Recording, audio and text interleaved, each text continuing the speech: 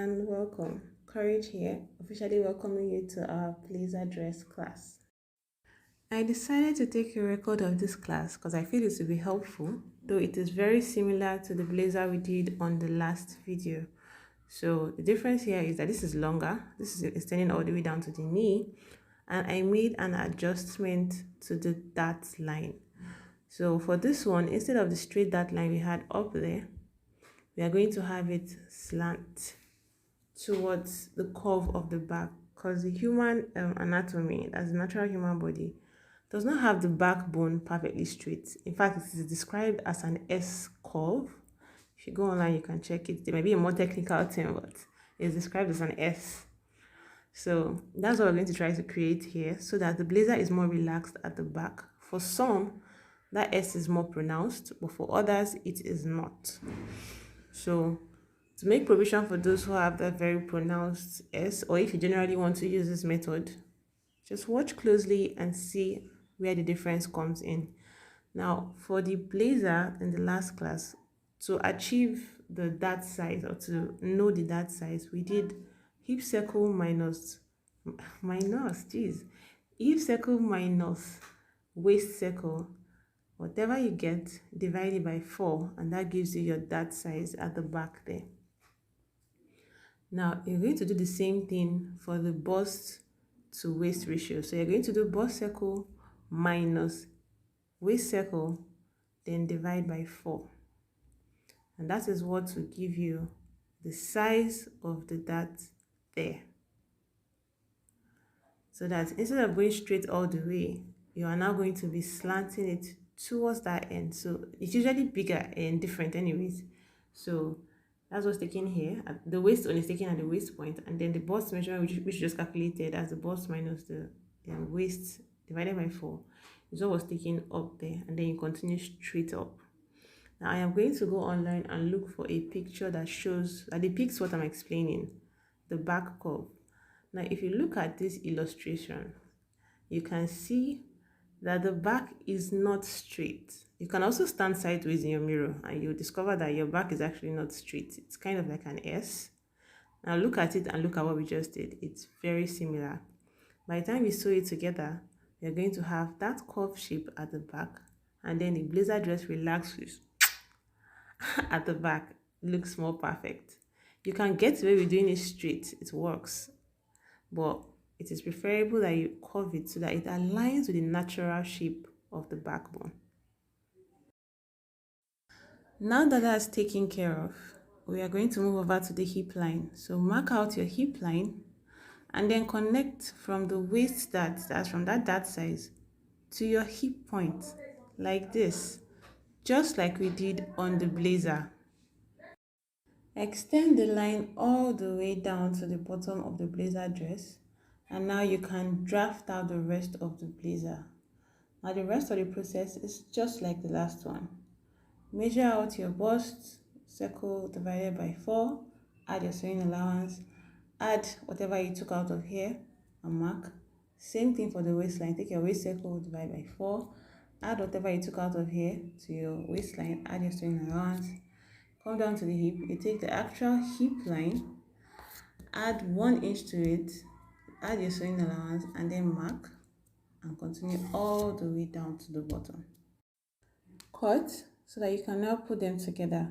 If you remember on the last video on blazers, I didn't cut out the dart yet. I waited till I was cutting the lining and then I cut out the dart. But for this particular blazer dress, based on the client's preference and budget, there is no lining. So I just went ahead straight up and cut it here and joined it. So just like with the blazer, go ahead and mark and cut out your armhole and your neckline. Now instead of drafting the front separately like we did with the blazer, you can simply just place the back after joining it, trace it out, add your overlap allowance, sorry, your overlap extension, add it in front of it. Now generally you could add 1 inch, you can add 2 inches depending on what you're trying to achieve with the front of the blazer. Like in the last one we added 1 inch, but for this it's going to overlap really far, like it's almost like a double-breasted blazer. So what you should be adding is the person's that distance divided by 2. So at that distance for this lady is 8, sorry, 9. So what I added there is 4.5 plus half for actually finishing the edges. So that's 5. That's what you can see there. It's 5 inches that has been added there. Now I'm going to trace out the important parts of the back so that I can take it off just like you've seen. And now the real work for the front begins. The next thing I did was extend this line up because we're actually going to be putting the buttons on the under bust line. So I'm measuring the under bust line and marking it out.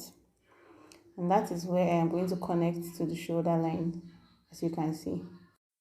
Next, I marked out the bust point at the shoulder to bust point. What I marked initially is shoulder to under bust, which is the under bust line. And now I am marking out the bust line, which is shoulder to nipple or shoulder to bust peak. Next, I marked out the armhole line. Now that's from the end of your shoulder to 5.5 inches, which is what you're seeing there. Measure it out and mark it. Next, on the bust line, I measured out the bust distance. Now, remember that we have an overlap here. So typically your bust distance will be nipple to nipple divided by 2, right? But now you're also going to add this 5 inches we added. Like you have to factor it in. So that's what I measured there, and that's what I marked. I took the exact same measurement and measured it on the waistline. Now you connect it to the bust line with a straight line and then connect that point to the across chest line or across chest point with a curve. Next, I extended this button with 5 inches. I generally will use the hip length for this, but for this one I decided to use just 5 inches from the waistline.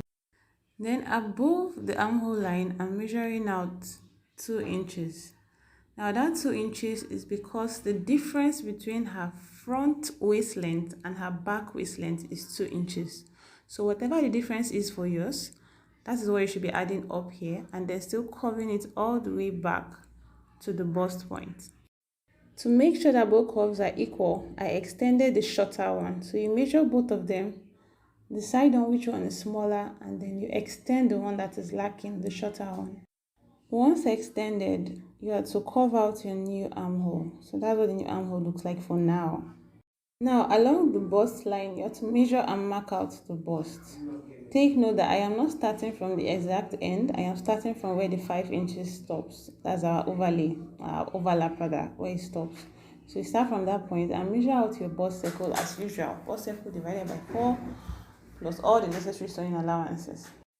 That becomes the new bust measurement. So you adjust it accordingly. Then you extend the bust line all the way to the armhole point, just like that. Now cut out the outline of the front, and before cutting out the princess line, we're going to take this and place on another fabric. This does not have a lining. Due to the budget and the preference of the client, there is no lining for this blazer dress. So we are going to be using a facing instead to finish the edges of the blazer. Facing and hemming gum, as you'll see as we go forward. What I'm doing now is placing it on another fabric and then marking out a facing. The facing should be wide enough. It should be at least 10 inches wide. As you can see, this is what the facing looks like. It should be wide enough so that if the blazer dress for some reason flaps open, you would not see the seam lines inside the dress. Now, part of the reason why I did not cut out the princess line on the main front was because I'm still going to use it to cut the other side, which is the different color, the white side. Now I'm tracing it out and then I'm going to cut out the princess cut line. This side also has a slant at the bottom that I'm also adding so that I create the agreed look for the blazer dress. Once the main outline of the front is cut out, as you can see, I now go ahead and cut the princess cut line. So both sides are now ready. Then I'll go out. I'll go on, go on. And what I'm doing now is create the facing for the other side. So same process, create the facing, make it wide enough, same width as the back, sew them together, and you're halfway done. Next, I'm creating a facing for the back pattern. Now, I am not going to make this point exact. I'm adding extra, about an inch extra. That's because that point on the back is actually curved. So I'm making room for that space so that the facing does not actually draw the back together and ruin that magic we have done on the back pattern, on the back part. Now, off to sew the shoulder line together. This is it. You sew the facing to facing. Remember in the last one we did lining to lining. This is facing to facing, fabric to fabric. Can you see? So this is fabric to fabric sewn, and then this is facing to facing sewn. Can you see it?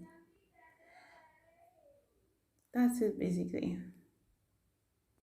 Once that is done, you can go ahead and sew the sides of the blazer according to the measurements that you intended for the sides. Once the sides and the shoulders are sewn, I'm biting my tongue. This is what you have. What I'm doing here now is measure out the neckline so that I can cut the collar. So from that end of the neck all the way to the center of the back, which is notched, I'm taking what I have there and I'm going to use it to draft the collar. Now to draft the collar, I folded the fabric over and then went ahead to smoothen out some of the edges because that edge is rough. So I just made a perpendicular line there, and then I'm going to adjust this until I get the length of the collar that I want.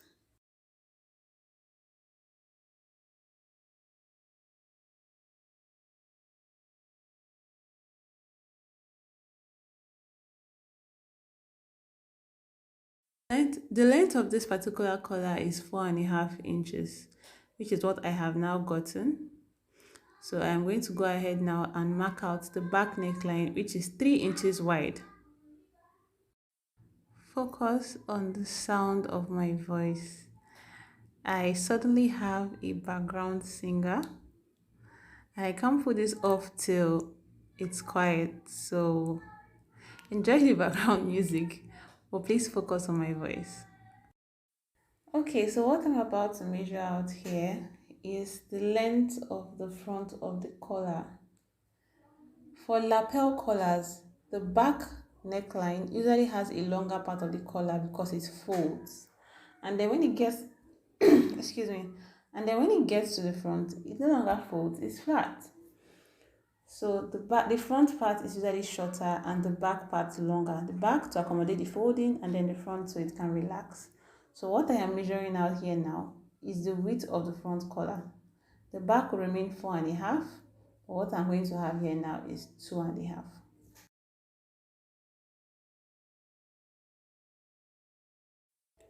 So I'm going to mark that 2.5 all the way to the end of the line. Now we have a chicken. Awesome. I'm going to mark it. See, I'm the one that is distracted. Okay, I'm marking it all the way to the end of the line. Can you see? And then I'm going to take out that 3 inches and then continue the rest of it. You know, we had about 20 until the 20-inch hits that line we've created. The line was not long enough, so I'm extending it again by still the same 2.5 so that I have more length to play with and get the length of the collar. So that's what I'm extending out. And once that is done, I'm going to go back again and try and get the full 20 inches plus sewing allowance. So I'm taking it again and then I'm going to get it to the 20-inch point. Wherever 20-inch hits that line plus my sewing allowance, that's where I mark and that's where the collar will stop. Now connect with a straight line, just like you can see me do. Preferably use a ruler. I'm using the tape. I'm improvising with, God, I'm hungry. Hold on, let me eat. I'll be back. Now that that line has been traced out, the next thing you do is to curve the collar. Now this is a design preference. So however you want the end of the collar to look, that is how you're going to curve it out. That's basically what happened there. So off camera, I took this, cut the same thing on the back as well. I remember to add allowance to join it. That joining is important, so you add allowance for that, and then by the time you're done sewing, this is what you have. So once this is ready, you can go ahead and attach it to your blazer. Remember that I always encourage you to put hemming gum so that the seam line does not move and look tacky. And now I'm going to go ahead and put the collar. As usual, or as in the previous video, you attach the collar to the fabric first. Can you see? It's attached to the fabric. The facing is still free. So I'm going to sew this now in between the fabric and the facing. Very similar to the way we did the lining and the fabric in the last video. But this time it is in between the fabric and the facing. You sew it in between, and yeah, that's basically it. Just watch to see how I do it.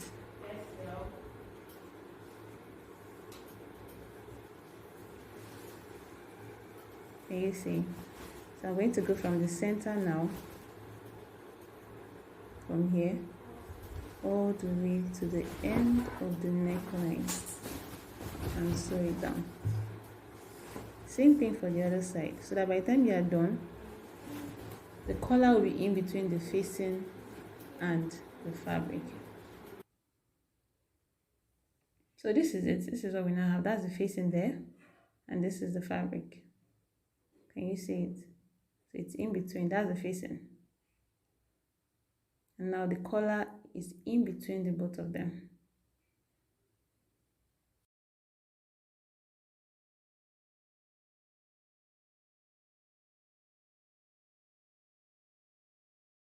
If you are attempting this is what you should have at this point. Now for the bottom part, since there is no lining, I used hemming gum to hold it down. So that's why I used to finish the bottom. Hemming gum up to where the facing stops. Next is the sleeve. If you're interested in how I cut my sleeve patterns, you can request for the beginner course, or you can join the exclusive community. The link to chat me up and request to join any of the two is going to be in the description box. This is what we now have. I hadn't ironed it at this point, here too, but ironed it looks a lot neater. So it's very, very, very important to iron. I hate ironing, I swear, I do, but it brings out the beauty in clothes. So you just have to do it. Like I always say, if possible, iron your seam lines open. Don't iron them closed. Iron them open so that it flattens out and it looks like beautiful, professional, international standard. You know what I mean? All right, that's it. See you in the next one. Bye.